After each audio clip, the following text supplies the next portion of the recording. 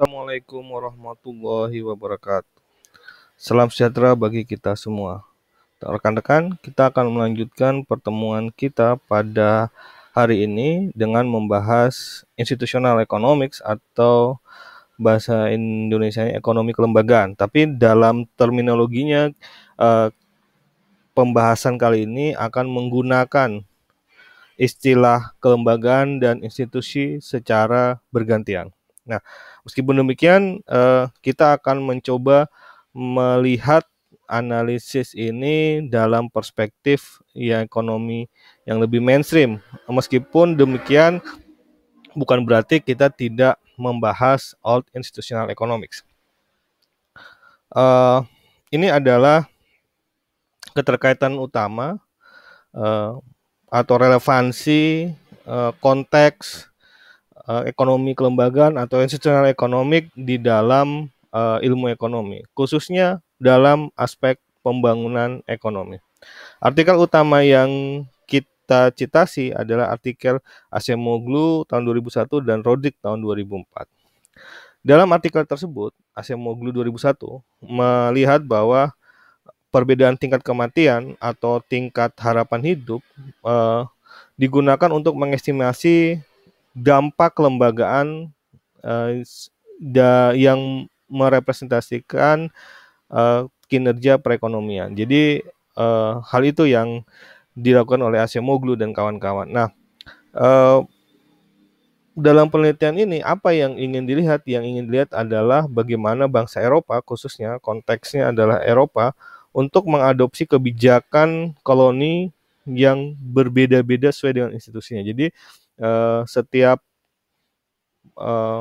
bangsa Eropa, mereka adalah bangsa yang menjajah negara-negara apa bangsa-bangsa lain di Afrika maupun di Asia, mencoba mengadopsi kebijakan ekonomi dan disesuaikan dengan konteks institusi dari daerah koloninya. Nah, ada hal catatan yang menarik di mana di lokasi di mana bangsa Eropa menghadapi tingkat mortalitas yang tinggi atau artinya tingkat harapan hidupnya rendah, terdapat ciri-ciri institusi yang cenderung ekstraktif atau cenderung mengambil kekayaan suatu negara semaksimal mungkin tanpa memikirkan aspek jangka panjangnya. Nah, dalam konteks ini, institusi ini ada hingga saat ini. Jadi institusi yang cenderung ekstraktif ada hingga saat ini. Jadi kalau bisa dilihat penjelasan tentang institusi ekstraktif ini dijelaskan oleh Acemoglu dalam bukunya Why Nations Fail. Studi ini kemudian menggunakan studi Acemoglu 2001 ini menggunakan tingkat mortalitas atau harapan hidup yang rendah di suatu negara untuk mencerminkan kualitas kondisi saat ini di suatu negara. Nah, ini adalah model Acemoglu. Jadi ada mortality itu menunjukkan kondisi situasi dampak dari institusi.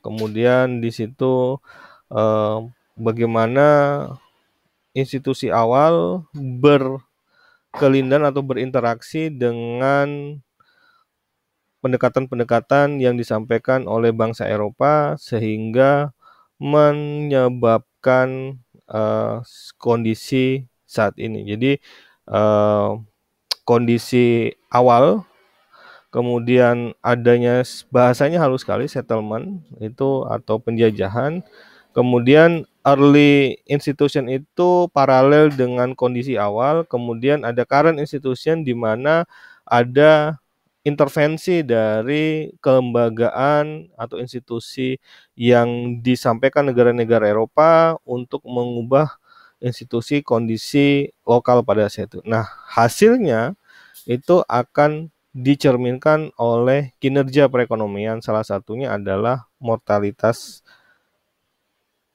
penduduknya. Jadi apakah tingkat harapan penduduknya itu tinggi harapan hidup penduduknya tinggi atau harapan hidup penduduknya rendah yang artinya tingkat mortalitasnya cukup tinggi.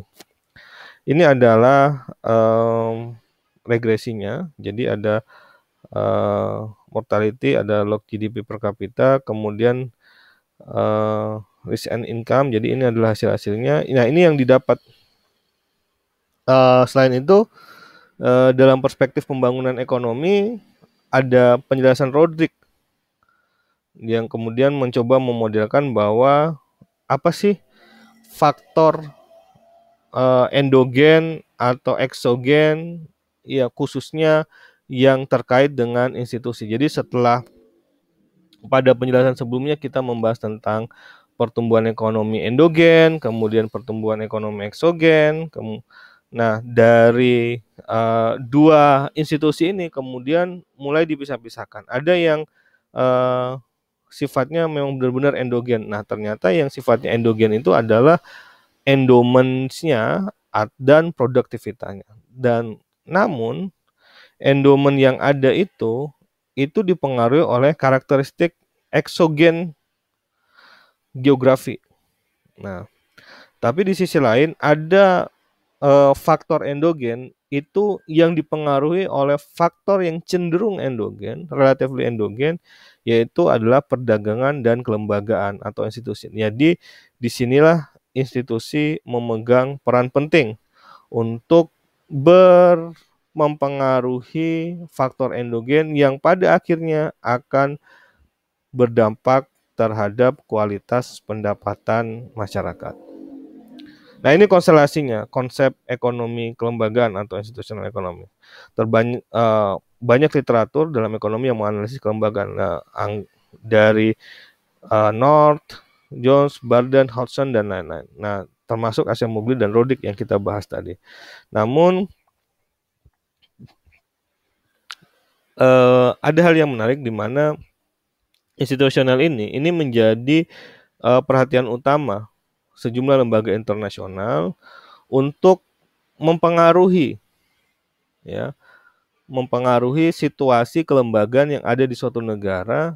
Harapannya bahwa dengan mempengaruhi kondisi kelembagaan di suatu negara itu akan mendorong bisa membangkitkan pertumbuhan ekonomi di negara tersebut. Nah, pertumbuhan ekonomi di negara tersebut pada akhirnya akan menggambarkan kondisi kesejahteraan dari masyarakat. Jadi karena itulah World Bank, kemudian IMF itu banyak mengintervensi institusi-institusi institusi ekonomi utamanya yang ada di negara-negara berkembang.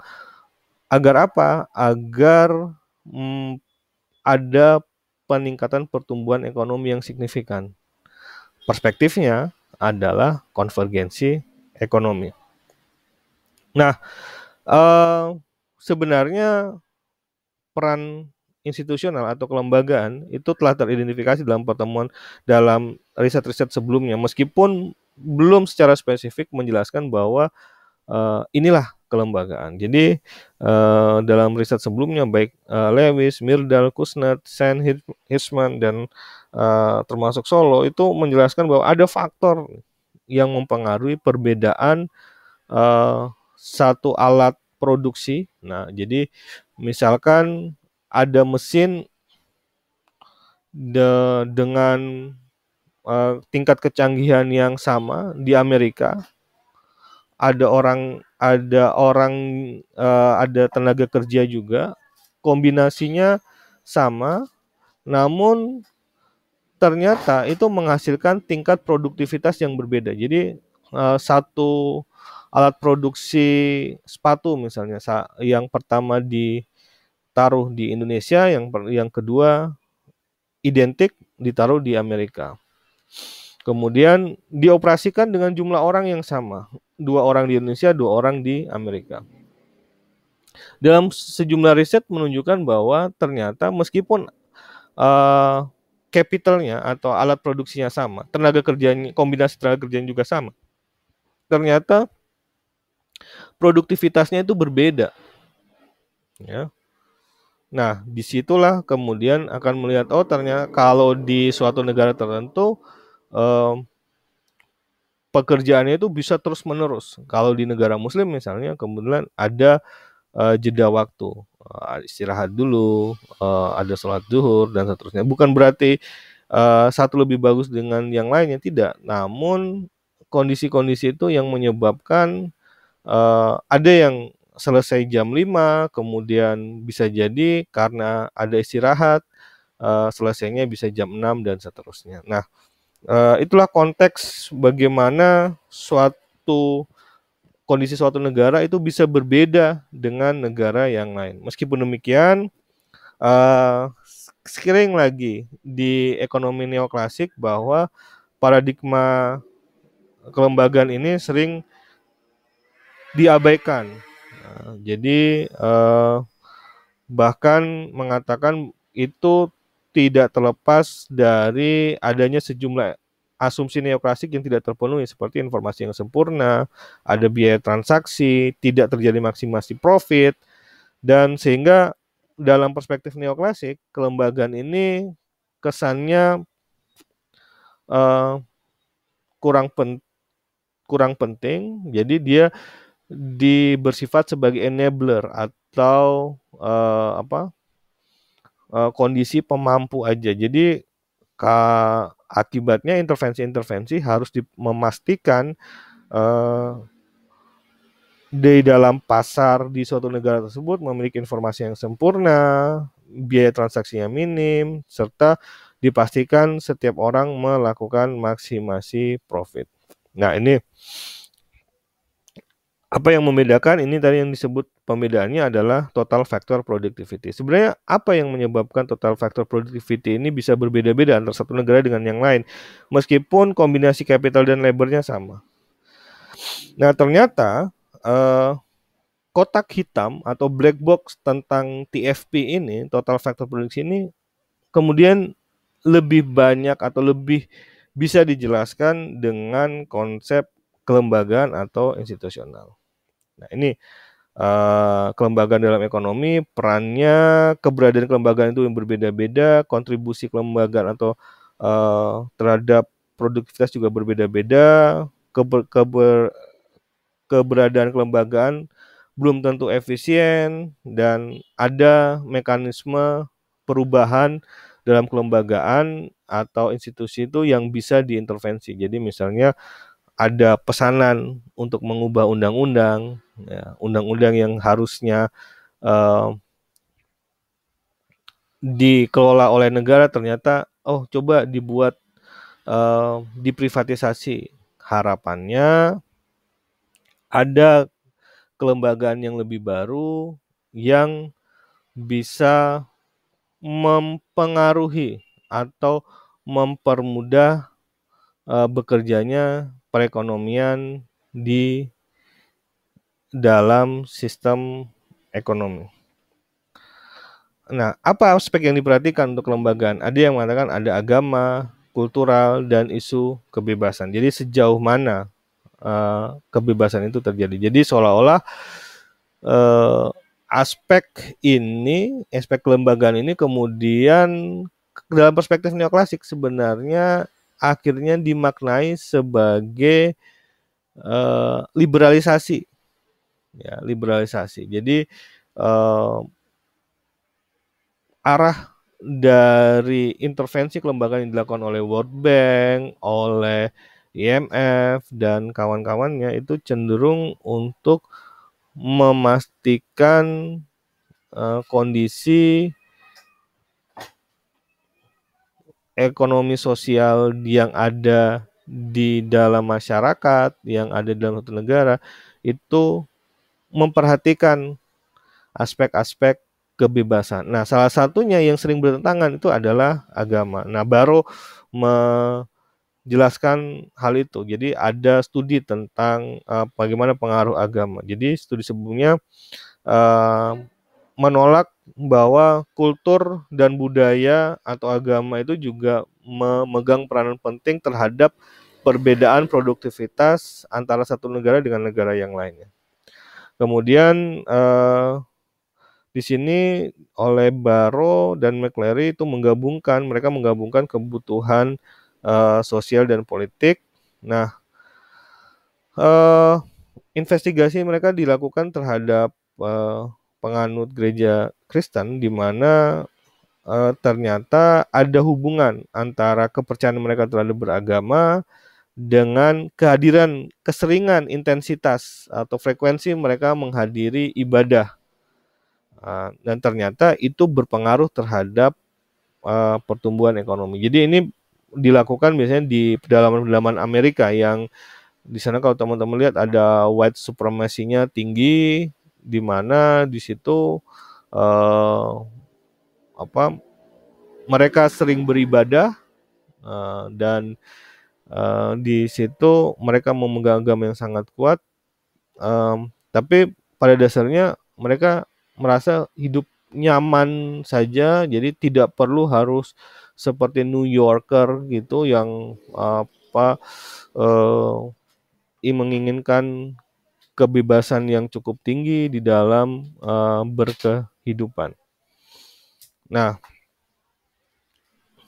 agama dan keberagaman ini fondasi teoritisnya, hipotesisnya sangat sekuler. Jadi, di mana peraturan negara yang terkait dengan agama itu menurunkan efisiensi. Jadi ada pernyataan sehingga beberapa peraturan yang bias agama itu biasanya akan dikoreksi, termasuk di Indonesia.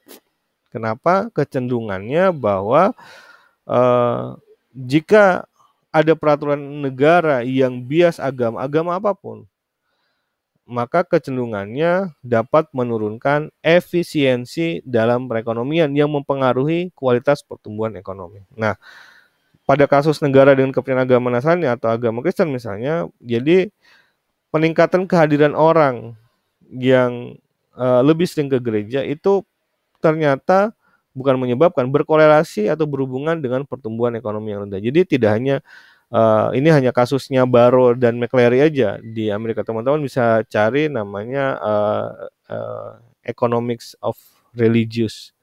Saya agak lupa namanya.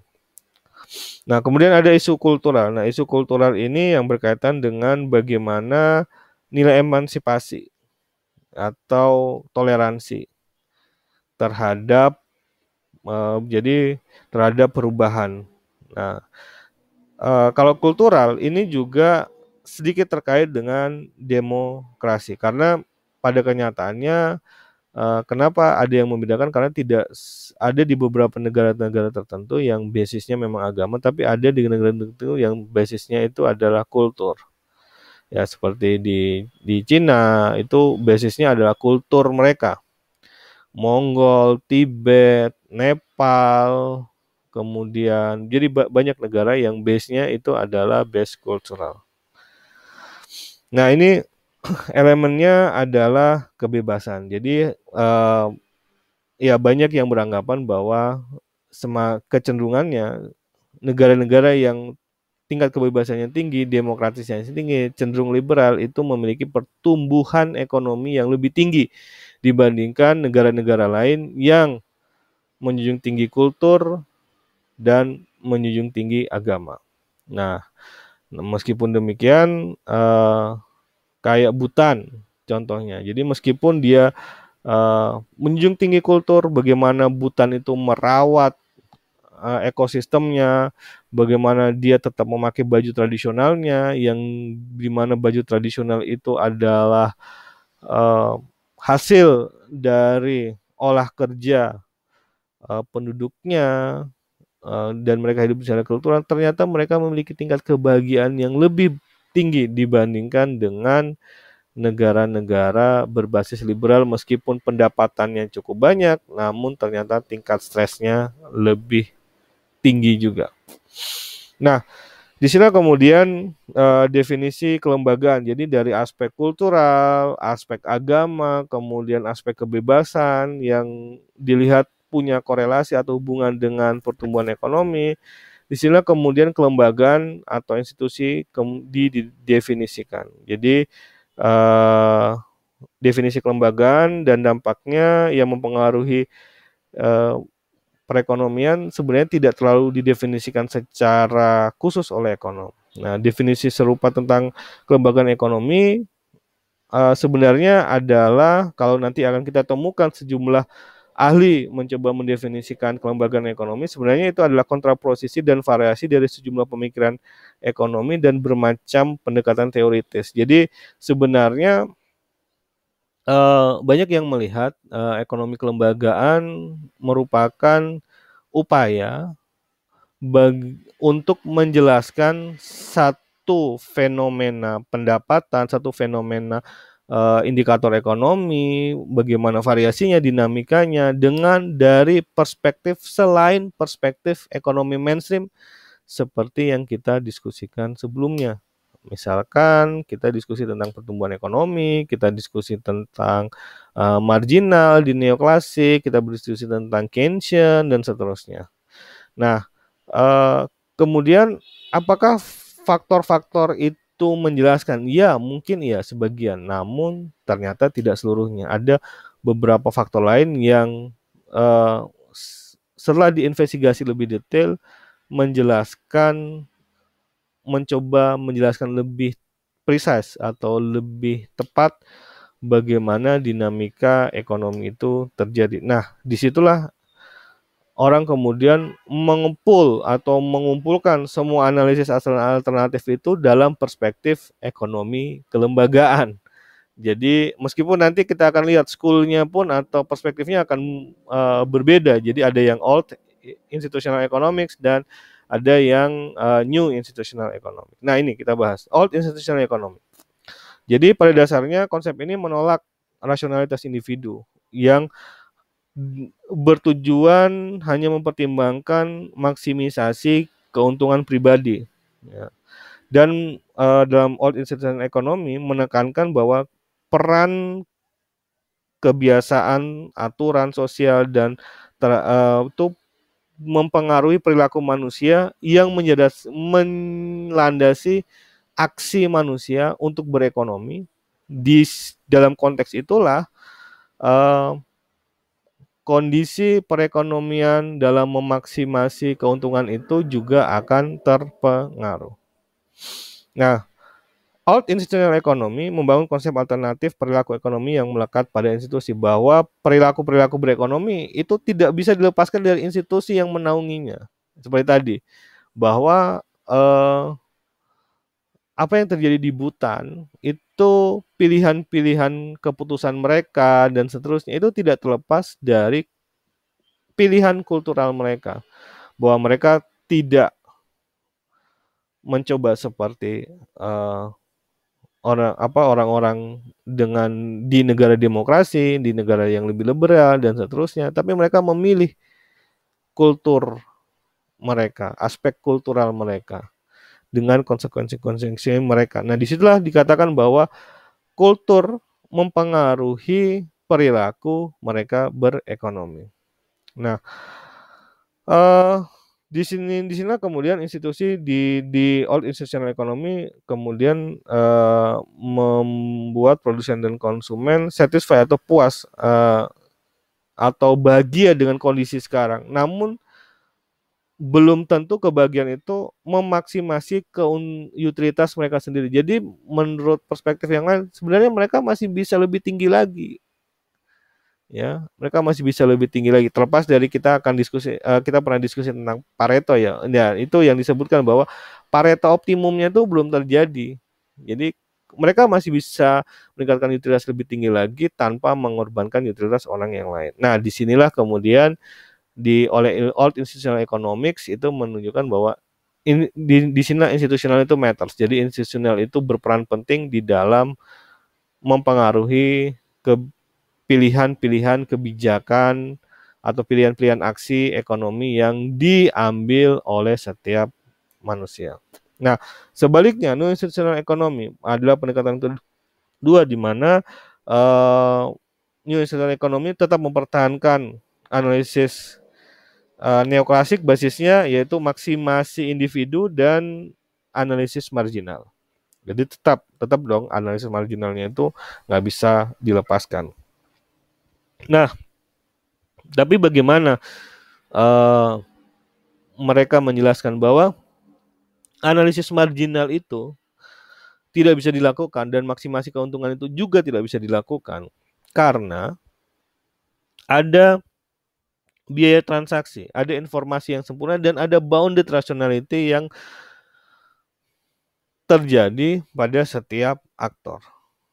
Jadi sehingga dari sinilah kemudian North menunjukkan bahwa sebenarnya institusi itu bisa merepresentasikan bagaimana ekonomi mampu menyelesaikan kegagalan pasar. Jadi institusi diharapkan mampu menyelesaikan kegagalan. Jadi institusi itu dimaknai upaya untuk menyelesaikan biaya transaksi, menyelesaikan informasi yang tidak sempurna, menyelesaikan terjadinya bounded rationality, dan seterusnya. Nah, karena aspek-aspek ini yang menyebabkan terjadinya kegagalan pasar, under value, dan seterusnya, itu yang menyebabkan pasar tidak bekerja di dalam, khususnya misalnya di dalam sektor lingkungan, karena under value. Jadi tidak ada perhitungan lingkungan yang harus dibayar oleh masyarakat, oleh aktor-aktor ekonomi. Nah, mau mendapat note bahwa institusi berperan penting lewat apa?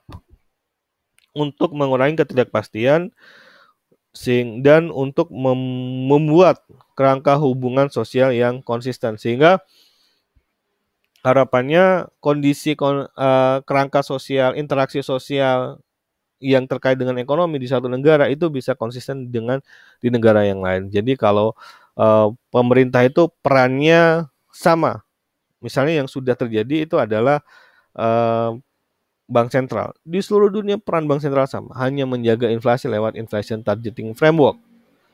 Jadi instrumennya juga sama. Instrumennya sekarang apa? Dulu instrumennya masih bervariasi. Sekarang fokus instrumen bank sentral hanya pada suku bunga.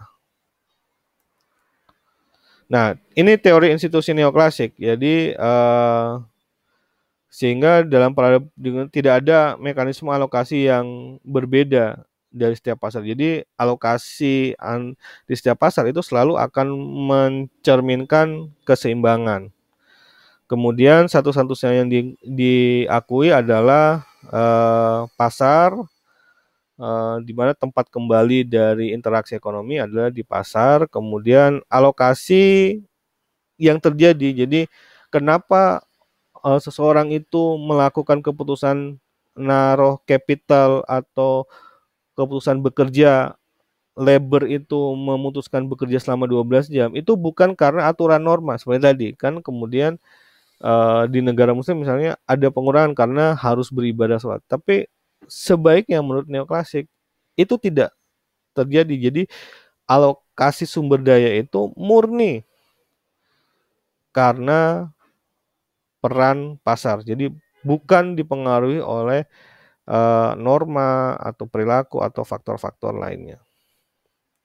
Nah, karenanya aspek-aspek inilah yang kemudian ternyata norma dan segala macam ini yang ternyata menghambat perekonomian, yang diduga menghambat perekonomian, yang diduga menjelaskan kenapa TFP atau total factor productivity antara satu negara dengan negara lain itu bisa berbeda-beda. Nah, ini ada dua. Jadi institusi itu mempengaruhi preferensi, ya, oke. Jadi dia hanya mempengaruhi preferensi, dia mempengaruhi proses maksimisasi, dan disitulah choice dilakukan. Tapi pendekatan kedua mengatakan bahwa institusi itu langsung mempengaruhi choice. Jadi kalau sebelumnya ada preferensinya, sehingga ketika institusi itu mempengaruhi preferensi, maka disinilah bisa diintervensi, atau disinilah bisa diintervensi sebelum kemudian dia melakukan choice. Nah, new institutional economic itu cenderung pada pilihan pertama. Ya, karena itulah mereka mencoba mempengaruhi preferensi dengan mencoba memperbaiki adat transaction cost, dan seterusnya.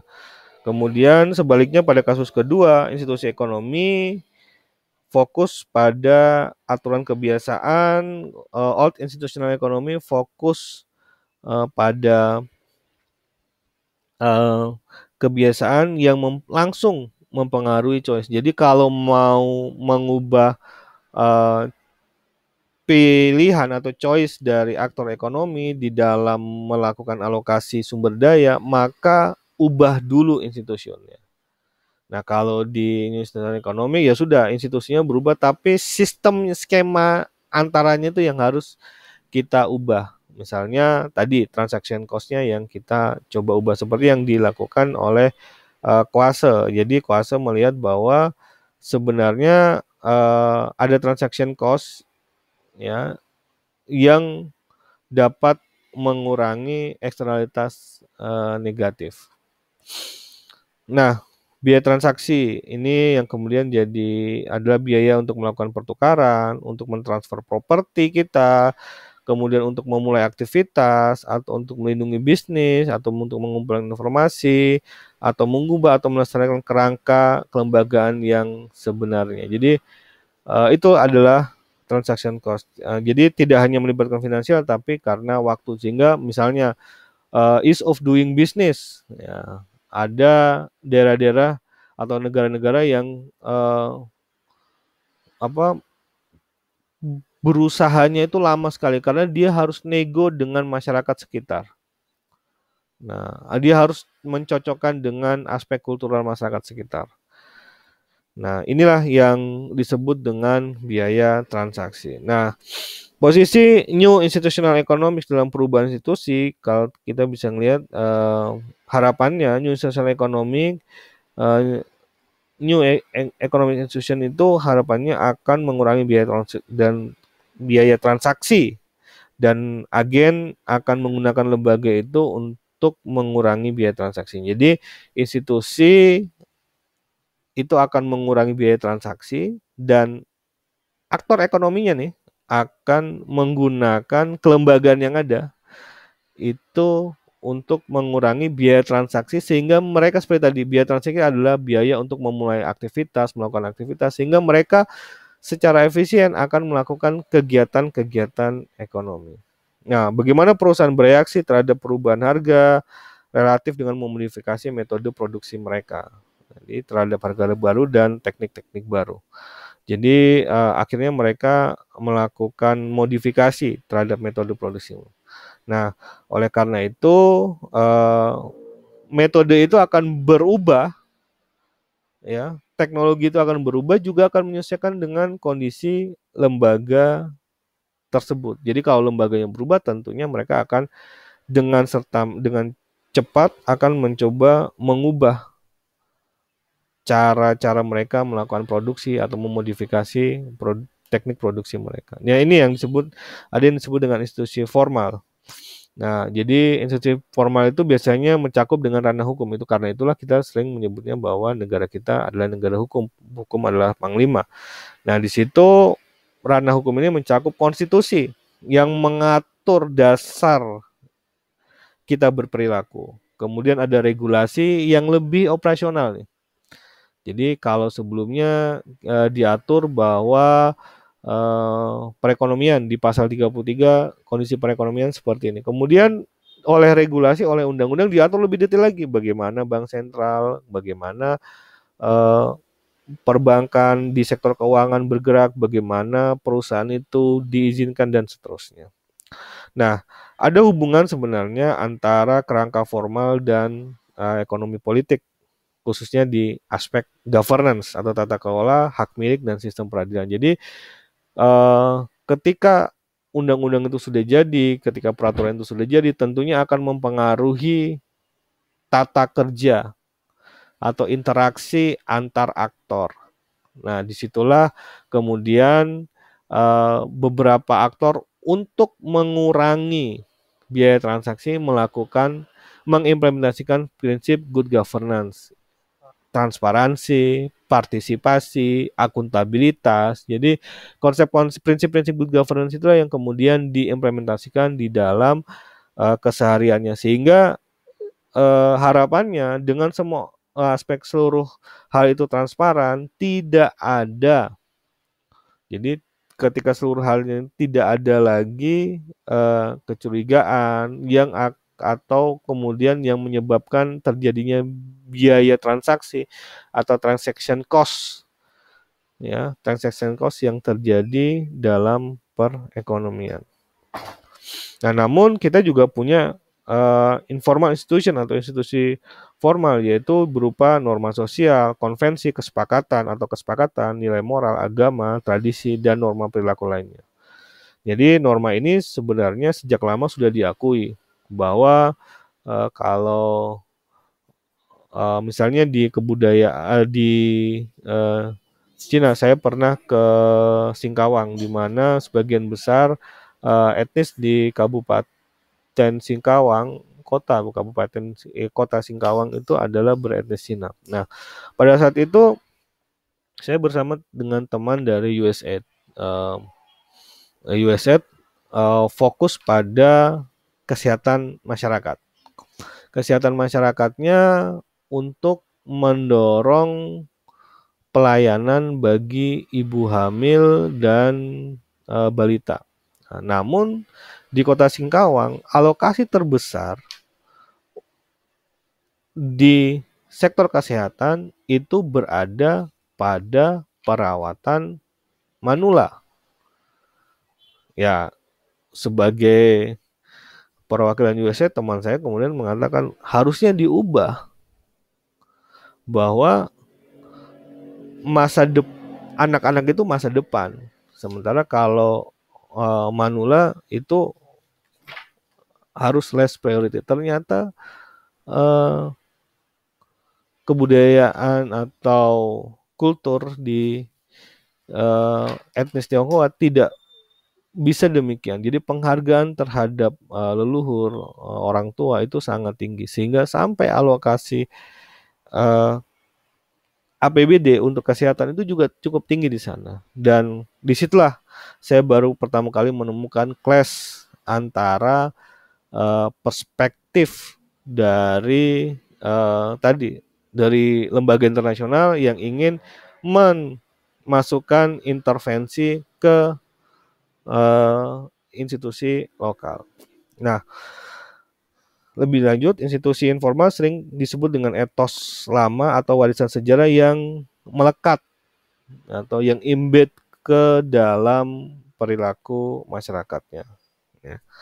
Yang kemudian, namun demikian, institusi ini juga diperkuat dengan sanksi untuk memastikan bahwa efektivitas berjalannya nilai-nilai ini. Jadi sanksinya pun bisa bermacam-macam. Misalnya penerimaan sebagai keanggotaan. Misalnya kan banyak kasus ketika melanggar dia diusir dari kampung. Atau kemudian hal itu yang menyebabkan mereka mencoba taat pada peraturan informal yang terjadi. Nah, ini sistem normatifnya ya, jadi banyak sistem normatif ternyata harusnya akan berinteraksi antara aspek formal dan aspek non formalnya. Jadi dimensi formal dan dimensi informal punya ciri khasnya masing-masing dan dia berinteraksi. Disitulah kompleksitas itu terjadi. Nah, ini kondisinya di mana sebenarnya dapat disimpulkan perbedaan antara institusi formal dan formal. Institusi formal dapat menentukan perilaku agen, di mana keduanya sebenarnya dapat menentukan perilaku agen dan organisasi untuk mencapai tujuan bersama. Meskipun dengan konteks yang berbeda-beda. Misalnya di formal atau aturan formal misalnya, maka bagaimana penegakannya bahwa aturan itu dijalankan itu dilakukan melalui sanksi hukum. Sementara kalau informalnya itu dilakukan dengan kewajiban sosial. Jadi ada reinforcementnya gimana, penegakannya gimana, legal incentive. Legal incentive itu bisa dalam bentuk reward and punishment. Nah, atau kemudian kalau di informal rule itu adalah reputasi. Jadi ketika dia melanggar, maka sanksi sosialnya adalah reputasi dia turun dan seterusnya. Nah, kemudian bagaimana definisi institusi? Itu sebenarnya akhirnya didefinisikan sebagai kesepakatan yang dapat mengkoordinasi perilaku dan kebiasaan individu dan masyarakat. Jadi tujuannya dia akan mempengaruhi perilaku dan kebiasaan individu dan masyarakat. Nah, institusi itu eh, sifatnya adalah kumpulan norma, regulasi karena di sisi formal maupun informal sama-sama memiliki sanksi yang eh, yang berpengaruh satu dengan yang lain. Jadi di satu sisi institusi itu eh, bersifat stabil dan merupakan menggambarkan pola berulang terhadap institusi itu. Nah, institusi itu harus bersifat resiprokal atau timbal balik. Jadi pentingnya kesimpulan bahwa agen sosial itu atau aktor itu mampu menghasilkan atau memberi dampak dan memberi pengaruh dan mendukung institusi. Tapi di sisi lain, institusi itu juga membentuk bagaimana agen sosial atau aktor tadi berperilaku. Nah, oleh karena itu sebuah institusi harus memenuhi dua syarat, making sense sehingga dia bisa diterima oleh setiap orang dan being fit atau sesuai dengan kebutuhan lokal. Karena itulah nilai-nilai itu ada seketat-ketatnya nilai itu kadang tetap ada yang bisa berubah sesuai dengan kondisi yang ada. Nah, negara dan pasar ini yang sering terjadi bahwa konsepnya memang harus jelas di dalam ekonomi. Satu dasar di sini adalah apa peran negara dan apa peran pasar. Nah, karena di dalam institusi ekonomi mereka berperan penting dalam memajukan atau bahkan menghambat perekonomian. Nah, di satu sisi negara dan pasar menggambarkan kontraposisi dari proses beroperasinya ekonomi, modalitas dan realisasi sebuah pertukaran di pasar. Nah, ini kira-kira yang dibutuhkan. Jadi pasar membutuhkan institusi sebagai pendukung, misalnya kita percaya apakah market are not self-creating atau market itu not self-regulating atau market not self-stabilizing atau market itu tidak self-legitimating. Karena market tidak bisa memenuhi kebutuhan sendiri, maka institusi dibutuhkan untuk memenuhi ini. Jadi market tidak bisa menggambarkan property right. Karena itu harus property right itu harus dijelaskan. Market itu tidak bisa self-regulating. Jadi kalau ada yang cheating, ada apa? Karena itulah negara datang membuat regulasi. Nah, market itu, pasar itu tidak bisa menstabilkan dirinya sendiri, ya. Karena itulah dibutuhkan intervensi stabilitas seperti yang dikemukakan oleh Keynes sebelumnya dan seterusnya. Nah, ini adalah faktor pendorong ekonomi dalam jangka panjang. Salah satunya adalah institution, dan institution ditempatkan pertama. Nah, ini spektrumnya. Jadi dari value, attitudes, knowledge, behavior, dan habits. Nah, semua ini men-shape atau membentuk kelembagaan. Jadi spektrum-spektrum ini yang mempengaruhi kelembagaan dengan karakteristik yang berbeda-beda. Ada yang basisnya sangat value, ada basisnya attitudes, ini kultural, ada basisnya knowledge, dan seterusnya. Nah, ada variasi institusi antara satu tempat dengan tempat negara lain karena satu konteks negara karena geografinya berbeda menyebabkan cara perilakunya pun berbeda, kebiasaan berkomunikasinya pun berbeda-beda. Nah, disinilah kemudian kita tidak bisa mengharapkan seperti pertumbuhan ekonomi di mana akan ada konvergensi institusi menjadi satu jenis institusi yang confirm di seluruh dunia itu bentukannya sama, tidak bisa. Jadi setiap negara memiliki institusi ekonominya yang menurutnya lebih sesuai dengan konteks domestik. Mengingat banyaknya perbedaan yang bisa ada dalam sistem ekonomi yang sama, ya karena lain lubuk, lain belalang. Jadi lain orang, lain perilaku dan kebiasaannya. Oke, ini adalah variasi dari kapitalisme dan welfare system yang terjadi di beberapa negara. Jadi semuanya berbeda-beda, tapi mereka tetap punya cara untuk melakukan atau menyesuaikan sesuai dengan perekonomiannya masing-masing. Apakah mereka konvergen? Harapannya apapun caranya, banyak jalan menuju Roma. Tujuan kita ke Roma, tujuannya sama, pendapatan dan pertumbuhan ekonomi, meskipun dilakukan dengan cara berbeda-beda. Demikian untuk